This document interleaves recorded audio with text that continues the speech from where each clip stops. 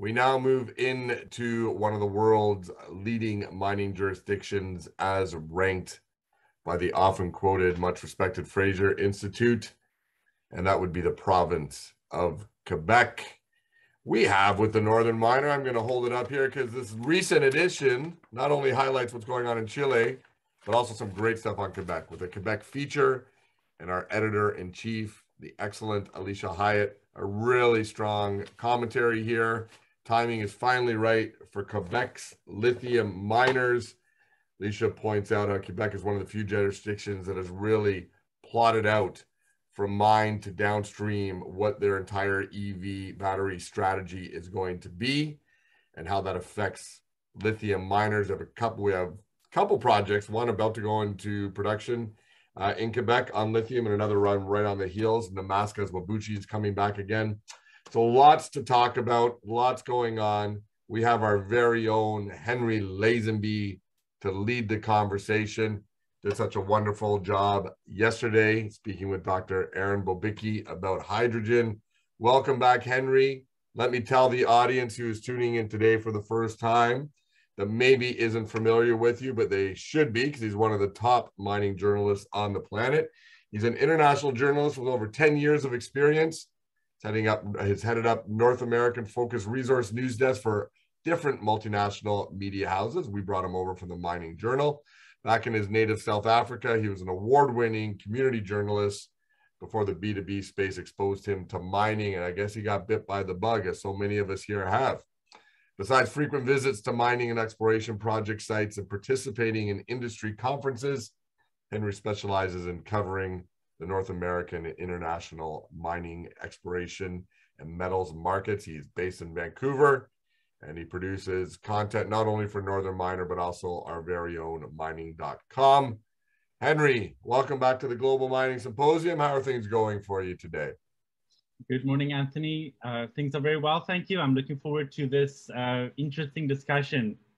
It's going to be, I think it's going to be very interesting. So I'll let you introduce the slate of panelists, and I'll bow out for a moment. All right, thank you very much, Anthony. It's my pleasure to introduce our thought leadership panel, featuring a panel from the government of Quebec.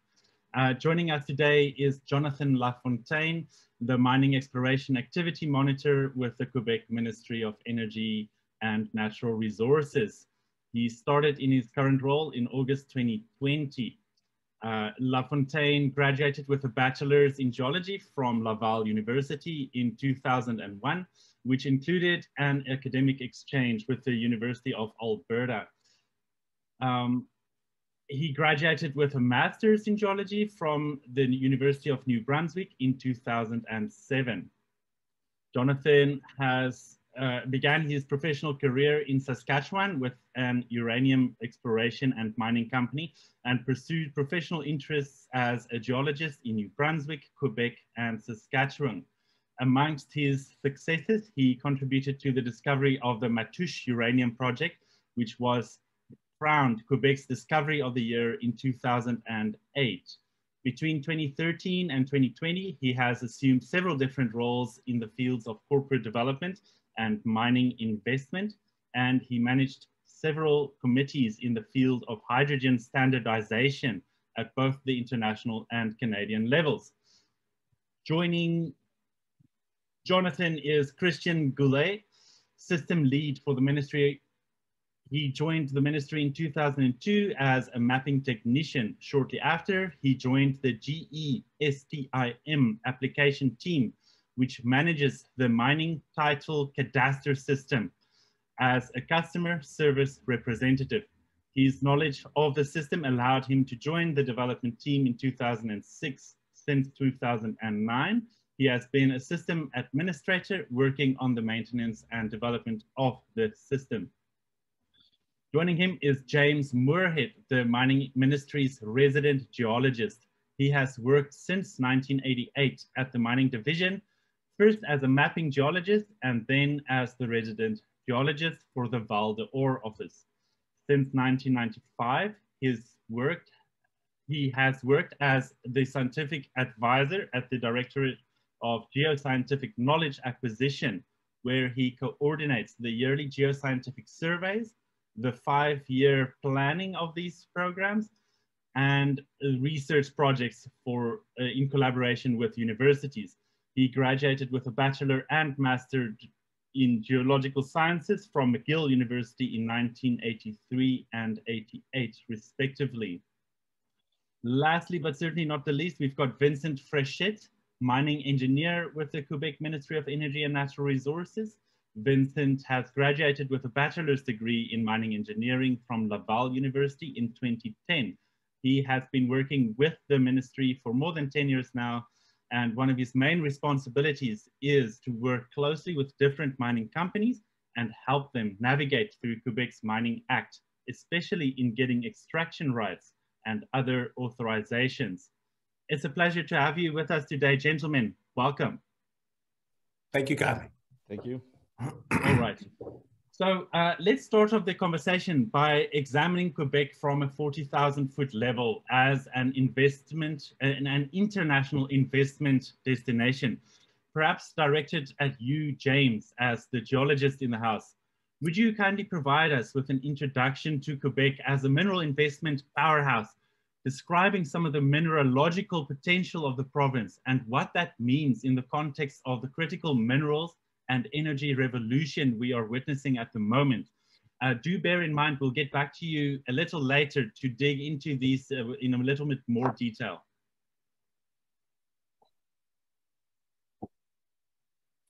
James, we cannot hear you. Sorry for that. There we go. I'll answer some of it, and I'll pass the puck to my colleague here, who can fill in for the other part. Sounds good. Quebec has one of the best geoscientific databases, which been noted as such by international players. The large potential that we have is expressed pretty much on a yearly basis on discoveries that keep coming and coming, mainly for gold, actually. Right now, as for many other jurisdictions, about 70% of exploration expenditure are for gold. The discoveries keep coming and coming. Projects there are from the grassroots level all the way up to mines that are almost permitted. And also we spend about $12 to $16 million per year on the government surveys, and we think that this is an integral part for the success of these projects. For the points more for exploration, Jonathan, you can fill in for that, basically where we're going. Well, sure. Well, exploration obviously is one of the key items that we're interested in stimulating. So as my colleague James said, the government of Quebec annually sends out teams of survey teams of geologists to update our maps and to keep them present. And of course, we also interact with different exploration companies because, as James said, the discoveries that are being made, they sometimes turn the geology on their head, and we have to understand what exactly that means, and is that reproducible somewhere else in the province. And so sort of what my colleague was referring to is we're very active in the field, and we also are very active in distributing this information. So we have an interactive map, we have a set of online databases, all of which are free to use, free to download. The idea is that we want to distribute this information as much as possible, as easily as possible, to various exploration groups. Exploration that is done on fundamental principles need good data, and that's what we strive to do. We strive to deliver that good data to give you the sound start of what the exploration thesis an exploration company could have. All right, well, we'll return to that discussion in just a few minutes. So while I have you here, Jonathan, as the Mining Exploration Activity Monitor, if I translate your title directly, could you perhaps give us a bit of a insight into the level of exploration activity in the province at the moment? How does that compare to other regions in Canada at the moment? That's a very good question. So we do monitor, of course, all the exploration that happens in the province. As sort of a general idea, right now we have, and my other colleagues will probably attest to this, we have well over, if I'm not mistaken, 220,000 claims that are active in the province. That covers about 6% of the territory. So there's still lots of room. There's still an incredible vast space to explore for in the province. In 2021, in terms of exploration and development expenditures, we're on the order of about $964 million. That's close to $1 billion in exploration and development expenditures in the province of Quebec. And of course, that covers various commodities. Quebec is one of the most diverse commodity bases in the world. We have 22 active mines, and they run the gamut from gold, iron ore, nickel, copper, and of course, lithium that's coming on stream again. Quebec used to be a lithium producer and now is regaining that role. Niobium, rare earth potential is very high. So really, with this very wide active resource potential, the various commodities that are discovered everywhere in the province, exploration activity is very high. With respect to other jurisdictions, I think, if I'm not mistaken, it's one of the jurisdictions where the expenditures are the highest in Canada. So really, we're very happy to see all this exploration activity in the province, and we want to keep that momentum going. It's one of the key milestones, one of the keystones of developing the mineral potential of the province. Yes, exactly. That segues nicely into my next question. It's time to put Vincent a bit in the hot seat. So it's one thing to know that there are mineralization in the province, but then it's the next piece to developing it and actually extracting it that's important. So Vincent has been helping companies navigating the regulatory process from exploration to extraction. Vincent, can you please tell us a little bit more about the regulatory process involved in obtaining approval for a mining project from the exploration to the opening and closure phases, please? Yeah, sure can. Let's start with the exploration phase. That first, under the Quebec's Mining Act, developers must obtain a exclusive exploration right, which is called a claim, from the MERN before searching for mineral substances on a specific parcel of land. In the case that land is private, it's good to know that the claim holder must obtain a written authorization from the landowner at least 30 days before going onto that land. Just as they must also inform the municipality and landowner at least 30 days before work begins. But of course, they must comply with the provision of the Environment Quality Act and obtain the necessary authorization and permits, the same as for the other legislation that may also apply, such as for wood cutting. But one important thing also is that the claim holder must provide the MERN with the financial guarantee for certain type of advanced exploration work, but not all of them. There's the thresholds. The thresholds are listed in the regulation, but those work would be such as a dewatering a ramp or going with a bulk sample over than 500 tons. So those work with the claim holder would have to submit a rehab plan before starting these work on the field. And starting from there, going to the exploitation phase, in the event of a discovery, the claim holder that is willing to go forward with his project must obtain a mining lease under the provisions of the Mining Act. And that lease application has to be accompanied by 3 main documents, which are a land survey of the area, an economic and market opportunity study for processing in Quebec, and the feasibility study of the project itself, of course. And other than the mining lease, suppose that there is a a planification of development and structure not covered by the mining lease, such as a tailing pond or a waste rock dump. The claim holder must fill an application for land use, for public land use. So now, the whole operation on surface is covered with rights. Before applying for mining lease, also they must fill a rehab plan, the rehabilitation and restoration plan. And that plan must be made available to the public at least 30 days before the actual public consultation. But one important thing to remember regarding the mining lease is that it cannot be signed until the mine rehab plan has been approved and that the authorization certificate has been issued under the Environment Quality Act. So in other words, the mining lease is the last piece of the puzzle. But don't worry about it. We'll help the claim holder solve that puzzle. That's a part of our job. That's keep in mind that the mining lease would be the last permit before going on to development and operation. And I can just finish up with, I'll wrap this up with the mine closure. There's the financial guarantee that goes for the closure of the mine site that is required.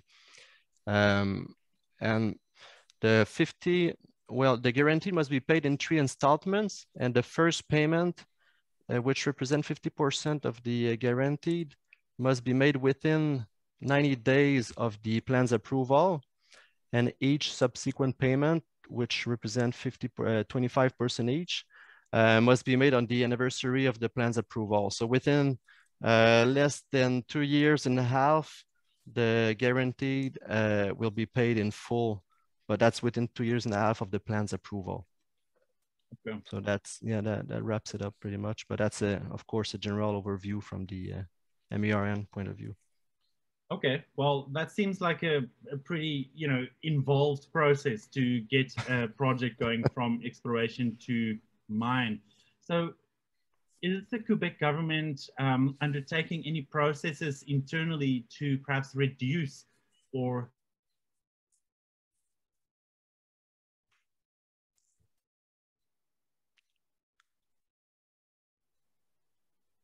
Sorry, there seems to be a delay on Henry's screen there, so just give him 1 minute and I know he'll jump back on. I thought it was on my side. Yeah, Henry, you've completely frozen there. So you might even want to, if you can hear us, you might want to log off and log back in. I kind of guessed his question, but yeah. All right, you're there. Oh, he's back. He's back. Okay. Henry? Sorry, did you hear me? Did I drop off or? You dropped off. You completely froze. Yes. Oh my word. Okay, so let me just rephrase the question. I was saying with Vincent, and I was asking, what is Quebec's government doing to improve its legislation related to the mining industry? What initiatives is the government implementing to streamline and reduce red tape for miners? Yeah, just like you said, it's important to let you know that our government is really committed to reduce the red tape to all industries, but each year there's a bill table at the Quebec's parliament to decrease administrative burden to all industries, but including the mining sector. But that is, of course, without lowering our environmental standards. But yeah, we're really committed to that, indeed. All right. And so I suppose this also helps to shape a more attractive business environment for foreign investors. Could you possibly give us an example of that commitment, Vincent? Sure. As for foreign investor, well, I like to mention that in Quebec, all investors, whether Canadian or foreign, are treated equally. But as for an example of that commitment, in order to faster the permit issuance for mining activities, our government has created a so-called coordination office about 3 years ago. And through this office, we aim at ensuring a better management of timelines in issuing permits and optimize the exchange of information between proponents and departments. And there's actually 4 projects going on through that coordination office. And there's one of them, the first one is a kind of an important one, is the establishment of interdepartmental tables that makes it possible to offer the mining promoter a personalized support that is adapted to the regional realities. And of course, through this, we're going with the optimization of permit allocation processes that is underway, such as getting rid of steps without added value and reducing administrative delays. And we're also developing a web interface for filling documents relating to requests for rights and permits governing mining activities, so that ultimately all documents and requests would be could be submitted at one specific drop-off. I think that would be a really good added value for a process. We also doing it's called a project of coordination of Aboriginal consultation, and it mostly aims to improve the government coordination between departments issuing rights. So in other words, that is in order to avoid the multiplication of a consultation to an Aboriginal community regarding the same project, so which can lead to more conflict and more delays. So I think that's a win-win for everybody. So if I just sum up, the key takeaways is that the Quebec government is proactive in helping mining companies succeed at their projects.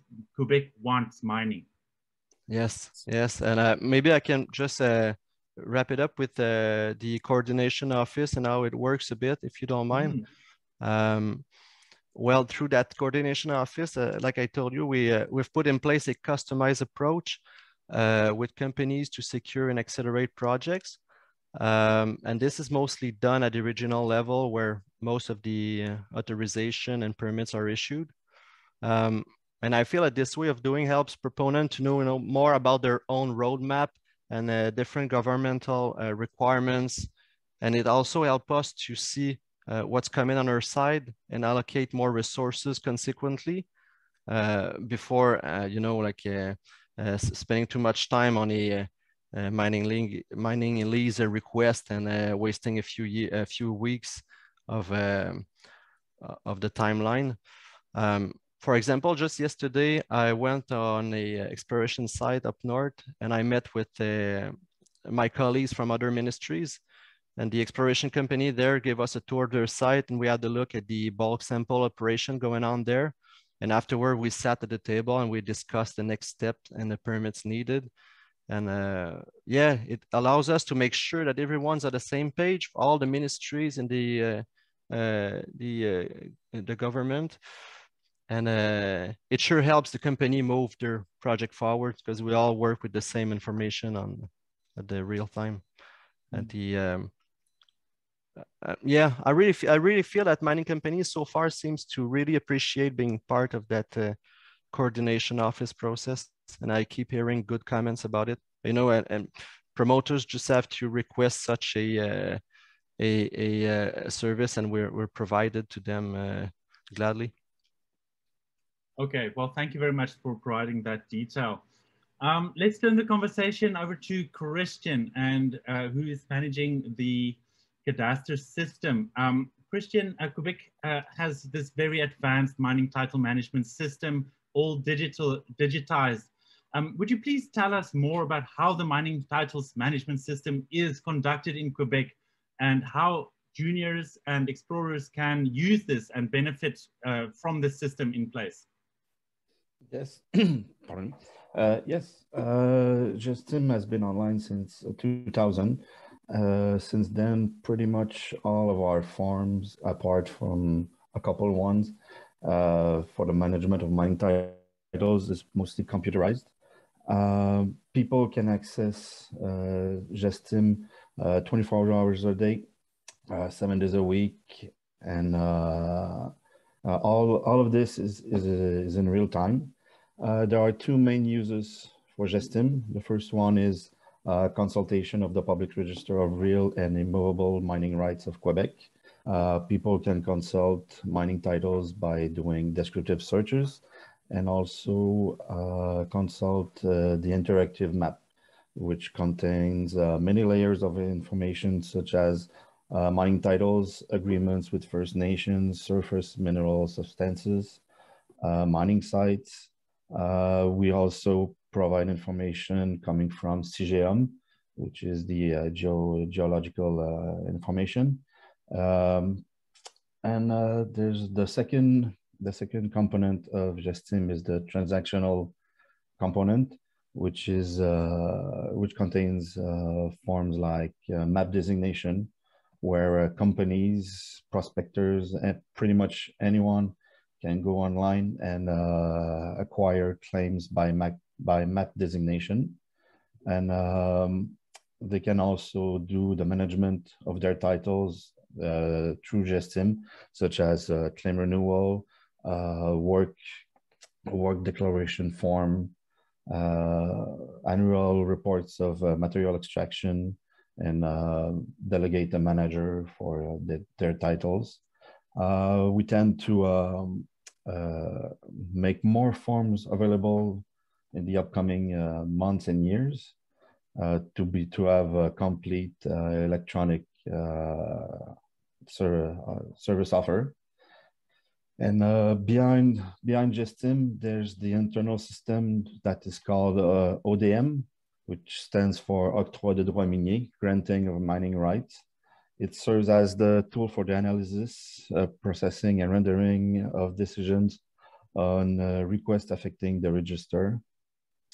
And part of that, there's the electronic register that allows, when conditions are favorable, automatic processing and granting of claims.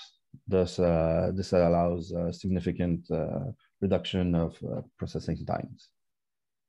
Okay, so that's another initiative by the government to streamline the mining process from start to finish. Yes. Is it really that easy to use the system? Is it true that anybody can use it? And perhaps could you give us some more details? You know, what does it cost to really hold a claim in Quebec? And are there any conditions involved with holding claims in Quebec? To acquire claims, anybody can do it. You just have to register to GESTIM and you have to log in. Then fill out the form of map designation. You go on the map and select the parcels of land you're interested in.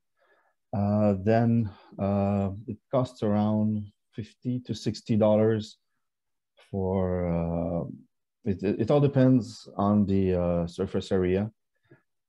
So it costs around $50 to $60 per claim. Then when you get your claim, it's good. The first period is now 3 years. Until the last December, it was 2 years, but the new modifications in the Mining Act extended that to 3 years, and then the subsequent periods are 2 years. For these 3 years, you have to do field work. So there's an amount of field work you have to do to fill for each claim, which is around, depends, it's around $1,000. You can fill out with work, or you can pay the double to renew that claim. Okay, that's very insightful. Thank you very much. So let's talk a little bit more about the data acquisition programs, James, that you are managing. This seems to be a very substantial benefit of doing geological business in Quebec. The province makes available to the public free of charge a substantial set of early stage geological data that we know several companies actually actively make use of to generate new projects. Could you please share with us some of the information on how the province funds its data acquisition programs, what they entail, and at what frequency these programs get undertaken? Over to you, James. Okay, to start off, everything is available free of charge on the website. So you can download, query pretty much anything you want on the interactive map. So I'll just go over briefly all the type of surveys that we do on a yearly basis. So that would include quaternary bedrock surveys at different scales, high quality geochemical, geochronological data. We've been doing for the last 3 years physical properties of the collected samples. That would include density, magnetic susceptibility. And we're also very proud for the high resolution airborne surveys that we do that are done at a 200 meters line spacing. We will cover all of Quebec probably in the next 5 years. We've started to do high density lake bottom sediment surveys. That would be 1 sample per square kilometer. We've been starting to do that. That'll be a long-term process. Right now, there's data for the whole province that's at a scale of 1 sample per 10 to 13 square kilometers. We also fund a whole series of MSc, PhD projects up to $1 million per year. So all of this adds up to $12 to $15 million per year. We've been doing this since 2010. We're doing it before, but since 2010, which we think distinguish ourselves, is this is a stable funding source that comes from a specific fund, and the funds come from the mining duties and taxes. So it's not the yearly provincial budget, which can go up and down depending on government priorities. So it's a very stable budget. This allows for a predictable long-term funding of these projects. And also we'd like to add on that what my colleagues have also said, for the last 3 years, we've optimized the report process. Now every surveys that's done on a yearly basis is published within the next year, which wasn't the case before. Now everything is published pretty much on a 12 months yearly basis as we go forward. And all of this is available free on the line. The reports are now called Bulletin Geologique, and again, it's free of charge on the interactive map. Okay, that's very interesting, and it certainly seems like a unique piece to the story in comparison to other Canadian jurisdictions. Could you tell me, with the emergence of new technologies and new scientific processes, are you working to expand the scope of these surveys and to add new layers of data? We're trying to basically complete what we've already started, which is quite a lot. What we added that we're been going forth would be the gravity surveys, which I didn't mention. We've been starting that for 2 years now, and we're currently doing 3 pilot projects to see what the data will add to the existing one. Lake bottom sediments, which I did mention, done at a very different scale, a much more dense scale, which will allow for better land planning uses also. We have the mandate, the Quebec mandates that a quite high percentage of the land will be put aside for parks, and we want to do basically these type of surveys beforehand to know the potential of the area.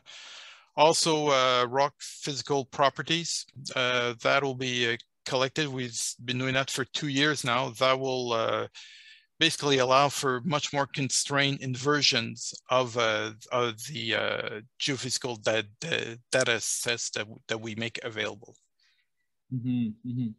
Now, practically speaking, can you perhaps point to some recent discoveries or perhaps all the discoveries that are currently in the development phase or actually in production as a direct result of use of these data sets that the province puts out? I would point to the James Bay area, not to one specific discovery, but the whole area. We started going back there at a big scale in 1995, and you can track exploration expenditures basically following these surveys. Some of the survey, the Eleanor mine in the James Bay area is pretty much sitting right next to one of the biggest arsenic lake bottom anomalies in the province. I'm not saying that was the only criteria that was used for this discovery, but it was part of it. So basically, we tend to look at this thing from a whole, where we tend to do the surveys, the high density surveys. Exploration companies use this data to further their own projects. Okay, that's very interesting work. All right, so Jonathan, I wanted to circle back to you, and specifically with your involvement with the discovery originally of the Matoush uranium project. It was indeed billed as one of the greatest discoveries in the province for uranium back in the day. However, the project has stalled due to local opposition. And while most of our conversation has been about how good it is to conduct exploration and mining development in Quebec, there are obviously some cases where mining is not welcome. Could you perhaps just please talk a little bit about, for instance, this specific example where this great discovery didn't go through to production in Quebec because of opposition, and how that translates to perhaps, you know, investor confidence in investing in Quebec when it comes to mining? Excuse me. That's a good, it's a very astute question. What I like to say is, well, you pointed to one example of a project that had local opposition. And one of the things to highlight is that Quebec, just like a lot of other jurisdictions, has structured the regulations to sort of reflect that there has to be a social license that the promoters develop. And that social license is in good part due to the promoters' activity and the promoters' desire to connect with and to interact with the local communities in which they operate. Since that event, Quebec has started various has enacted certain parts of legislation in terms of reacting and being able to go forward with the communities to help work with the promoters to be sure that they are addressing the correct communities. You know, so the Minister of Energy, Natural Resources can help promoters connect. Obviously, the ministry won't do the work in lieu of the promoters. The promoters have to do their own work to get in touch with the communities. And you know, we've seen many other projects since that have worked with communities, that have you know, realized that yes, we do need these communities on board. And there have been several success stories that have come out of this. You know, some of the graphite mines that are maybe a little bit closer to the communities in southern Quebec, they have very closely worked with the local municipal authorities to try to say, hey, we're here, we have a project, this is our project. And they have accommodated when projects might not, you know, work well with the community for various concerns, such as noise, such as, you know, overnight operations might not be welcome in certain communities. And some of the promoters have reacted quite openly to these comments, and, you know, have continued their discussion with these communities. So it's something that Quebec is not the only jurisdiction in the world that has taken steps to be sure that social acceptance and the social license is part of the framework. And the ministry is active in trying to help promote and connect promoters with communities, with certain groups, to be sure that they're in touch with the correct people. And it's sort of baked into a lot of the help that we give is, have you connected with these communities? Are you currently seeking shareholder or stakeholder approval, not just shareholder approval? And I think that the reality in Quebec is the same as the reality elsewhere, and promoters in Quebec, just like promoters elsewhere, have to engage with the local communities. I hope that answers the question. No, it certainly does. And I believe your comments are just so much more pertinent given the context that we're on the eve here of National Day for Truth and Reconciliation. The social piece remains such a critical make or break component of any mining story anywhere in the world today. So another curveball, perhaps this one is from the audience, saying that, you know, Quebec is a great place to do mining business in, but the recent passing of Bill 96, which limits the use of English in the province, including interaction with personnel of the government. How will Bill 96 affect access to new English language technical documents? Will there be any? And perhaps as an extension to that, you know, will government personnel be allowed to speak and correspond in English with Quebec-based companies and companies abroad? I'll take that one. That is a curveball, and the intent of Bill 96 was not to get in the way of the mining industry, or it was completely not the intent of that specific bill. The bill is passed democratically, and so we have to act with that. Right now, there is a committee being structured to understand what the unforeseen effects of Bill 96 are. So I won't be able to give you specific answers to that, because, to be honest, because we were not, or the mining industry is not the intended or not the intended public for this bill, we don't have a specific answer for that. It's a very good question. It's a very pertinent one, but right now, unfortunately, I won't be able to give you any specific answer to that. All right. Then we've got another question from the audience. Alex wants to know more information about airborne geophysical service providers and how the process, what the process entails to perhaps secure contracts, you know, regarding data acquisition for these surveys. Could you perhaps share a little bit more light on how service providers can get involved with the government programs? I'll take it. It's an open tender process. We don't deal with one company or let's say one or two companies that we have. Every survey is an open tender process. Sometimes we have 5 companies bidding on the survey. Sometimes we have 2. Sometimes we have 4. Depends, and basically for that, how you get in touch with it. The best thing was send me an email, and we'll be able to send the documents, because there's a whole way to put your company's name into the proper place, so you're notified when these surveys are done, and when the tenders are available there. Okay, I hope that helps.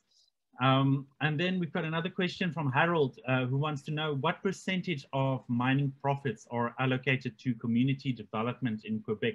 Is that generally 10, 25%? What would that figure entail? That's probably a question more for my colleagues from the permitting side. I don't know that I can answer that.